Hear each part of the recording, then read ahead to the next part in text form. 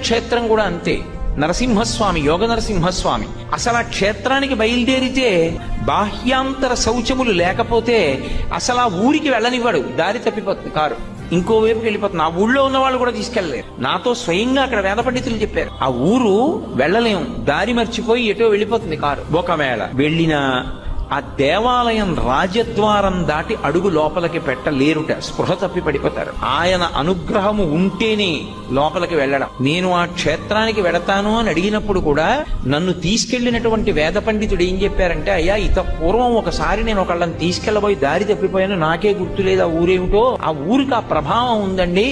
మిమ్మల్ని నరసింహస్వామి అనుగ్రహం ఇచ్చి దర్శనం ఇవ్వాలనుకుంటే గుళ్ళోకి రానిస్తారు, లేకపోతే రానివ్వడు. అర్చకుల్ని కూడా రానివ్వడు. అది విచిత్రం. అర్చకులు కూడా పడిపోతారు అక్కడ. శౌచం లేదనుకోండి లోపలికి రానివ్వడు. అనుగ్రహించాడనుకోండి అప్పుడు వాళ్ళు కూడా లోపలికి ఎడతారు. అంత శక్తివంతం.